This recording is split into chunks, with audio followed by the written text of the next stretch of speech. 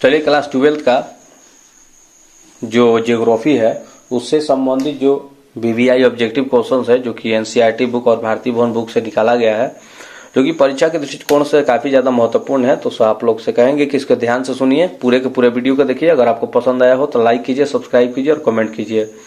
Question number 1 है कि किसने कहा कि मानव प्रकृति का दास है? तो इसका सही उत्तर हो जाएगा एलन सैमुअल। क्वेश्चन नंबर 1 है कि किसने कहा कि मानव प्रकृति का दास है? तो इसका सही उत्तर हो जाएगा एलन सैमुअल ने। क्वेश्चन नंबर 2 है कि भूगोल पृथ्वी को केंद्र मानकर अध्ययन करने वाला विज्ञान है, यह शब्द किसने कहा था? तो इसका सही उत्तर हो जाएगा वारेनियस ने। क्वेश्चन नंबर 3 है कि वर्तमान भूत की कुंजी है। क्वेश्चन नंबर 3 में क्या बोल रहा है कि वर्तमान भूत की कुंजी है, किसने कहा था? तो इसका सही उत्तर हो जाएगा जेम्स हटन ने। क्वेश्चन नंबर 4 है कि भू आकृति विज्ञान का जन्मदाता किसे कहा जाता है? यानी कि भू आकृति विज्ञान का जन्मदाता किसे कहा जाता है? तो इसका सही उत्तर हो जाएगा पेसेल को। क्वेश्चन नंबर 5 है कि रुको और जाओ नियतिवाद की विचारधारा के प्रतिपादक कौन थे? तो इसका सही उत्तर हो जाएगा ग्रिफिथ टेलर। क्वेश्चन नंबर 6 है कि क्षेत्रीय भूगोल के पिता किसे कहा जाता है? तो कार्ल रिटर को कहा जाता है, इसका सही उत्तर हो जाएगा।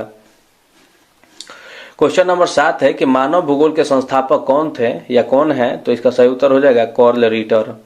क्वेश्चन नंबर 8 है कि मानव प्रकृति का दास है किस दर्शन की धारणा है? तो इसका सही उत्तर हो जाएगा नियतिवाद। क्वेश्चन नंबर आप लोग का 9 है कि संभववाद शब्द का प्रयोग सबसे पहले किस विद्वान ने किया? तो इसका सही उत्तर हो जाएगा लुसियन फैब्रे ने। क्वेश्चन नंबर 10 है कि नव निश्चयवाद के प्रवर्तक कौन है? तो इसका सही उत्तर हो जाएगा टेलर। क्वेश्चन नंबर 11 है कि संभववाद की अवधारणा में किस घटक को महत्वपूर्ण माना गया है? तो इसका सही उत्तर हो जाएगा मानवीय घटक को। क्वेश्चन नंबर 12 हम लोग देखते हैं कि एंथ्रोपोजियोग्राफी की पुस्तक के लेखक कौन है? तो इसका सही उत्तर हो जाएगा फ्रेडरिक रैंडजेल। क्वेश्चन नंबर 13 है कि ज्योग्राफिया जनरलासिस के लेखक कौन है? तो इसका सही उत्तर हो जाएगा वारेनियस। क्वेश्चन नंबर 14 है कि मानव भूगोल क्रियाशील मानव और अस्थायी पृथ्वी के परिवर्तनशील संबंधों का अध्ययन है, यह शब्द किसने कहा था? क्वेश्चन एक बार पढ़ देते हैं कि मानव भूगोल क्रियाशील मानव और अस्थायी पृथ्वी के परिवर्तनशील संबंधों का अध्ययन है, यह किसने कहा था? तो इसका सही उत्तर हो जाएगा एलन सी सैमुअल ने। क्वेश्चन नंबर 15 है कि आधुनिक भूगोल के जनक किसे कहा जाता है? तो आधुनिक भूगोल का जनक फ्रेडरिक रैंडजेल को कहा जाता है। क्वेश्चन नंबर 16 है कि 1990 का दशक भूगोल के किस उपागम के लिए जाना जाता है? तो इसका सही उत्तर हो जाएगा आधुनिकतावाद। क्वेश्चन नंबर 17 है कि व्यवहारिक भूगोल, राजनीतिक भूगोल, आर्थिक भूगोल अथवा सामाजिक भूगोल किस भूगोल के उपक्षेत्र में आते हैं? तो इसका सही उत्तर हो जाएगा मानव भूगोल के।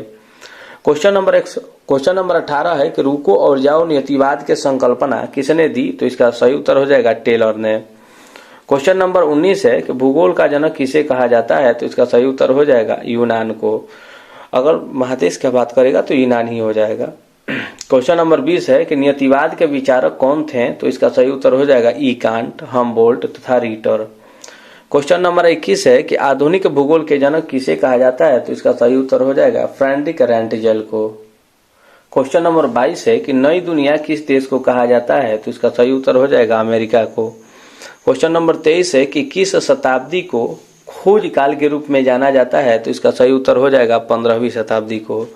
क्वेश्चन नंबर 24 है कि on the origin of species नामक पुस्तक किसने लिखा है? तो इसका सही उत्तर हो जाएगा डार्विन ने। डार्विन ने कब लिखा है? तो 1859 में लिखा है। क्वेश्चन नंबर 25 देखते हैं कि history of civilisation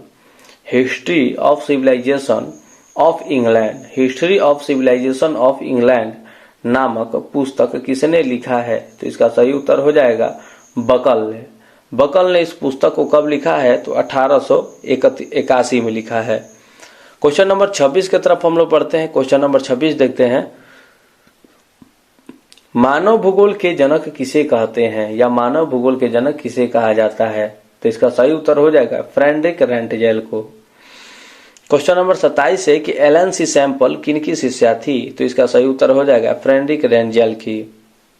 question number 28 है कि किसने कहा कि स्थलीय घटनाएं प्रायः स्थिर रहती हैं जबकि मानवीय घटनाएं मानवीय घटनाओं में उतार चढ़ाव होता रहता है, तो इसका सही उत्तर हो जाएगा जीन्स ब्रून्स ने। क्वेश्चन नंबर 29 है कि किसने कहा कि मानव भूगोल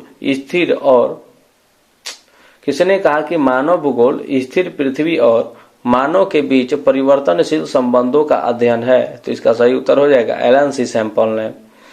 क्वेश्चन नंबर 30 है कि नियतिवाद में मानव का स्थान क्या है, तो इसका सही उत्तर हो जाएगा गौण। क्वेश्चन नंबर 31 है आप लोग का,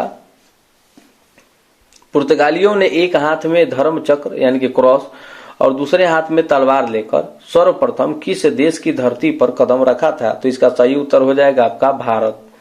तो चलिए इस तरह से आप लोग का ज्योग्राफी का जो पहला सेट था वो खत्म हुआ। ये सेट काफी ज्यादा महत्वपूर्ण है परीक्षा के दृष्टिकोण से, तो आप लोग लगाइए, शुरू से अंत तक इस वीडियो को देखिए। अगर आप लोग को पसंद आ रहा है तो लाइक कीजिए, सब्सक्राइब कीजिए और अधिक से अधिक मात्रा में हो सके तो शेयर कीजिए, ताकि आप सभी के दोस्त लोग को भी मदद मिल सके। और सब्सक्राइब करना एकदम ना भूलें, सब्सक्राइब कीजिए। जय हिंद।